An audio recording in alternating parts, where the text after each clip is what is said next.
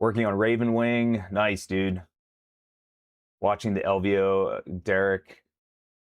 Yeah, that was an interesting game.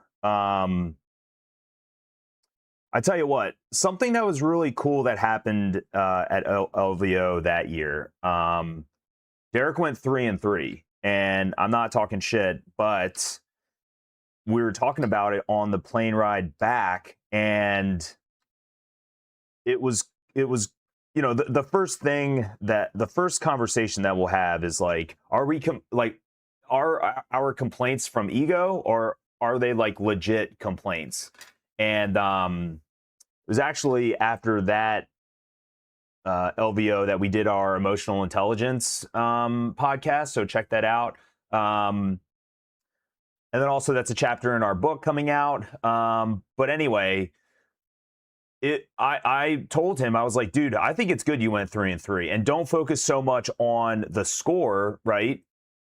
I was like, why did you lose? And he's like, dude, at the time, Death Guard were like the new kids on the block. They were fucking a menace. Them and Knights were really bad.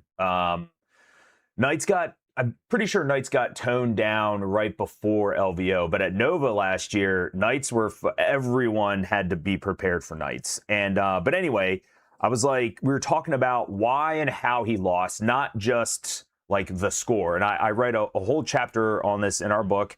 I got this from Competitive Shooting, where it's like, when you lose and you want to get better competitively, it's not just like win-loss. Like if that's your, like as deep as you analyze why you won or why you lost, like you're not going to get any better.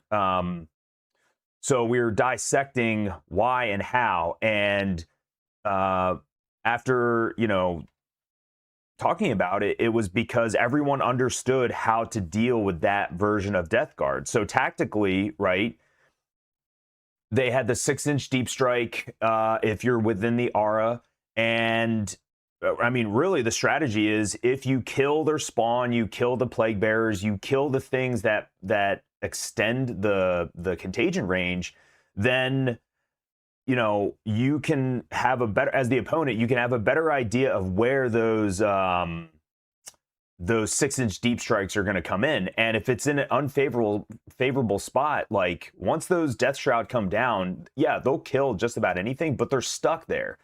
So throughout that experience, he realized, like, dude, tactically, right? Not necessarily being teched into, right? Like Knights, for an example, at Nova, everyone was changing their lists to deal with heavy anti-armor. And I mean, I certainly did. And I was like praying I get a Knight player turn 1, and boom, got a Knight player turn 1, and I fucked his shit up. But it was because I teched into it, right? It wasn't necessarily that I beat him tactically.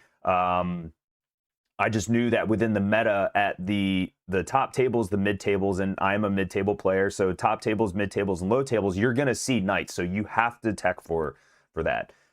Anyway, but another way to tech is also like the tactics, techniques, and procedures that you're going to use to deal with certain archetypes, right? So as a result of that, he went back, thought about, okay, like, how do I get around people tactically beating me? And then because he was getting ready for Worlds, and he was going for top Death Guard player in the world. So I was like, look, man, like, you going 3-3 at LVO, it doesn't fucking matter. Your goal is do well at Worlds and get top Death Guard in the world. Like, and you know what? If he had to go 3-3 to figure out that he needed to bring a list that was more difficult to outplay, like, tactically. And he did really well at Worlds. So, like, and he got #1 Death Guard player. So that was, like, definitely a success.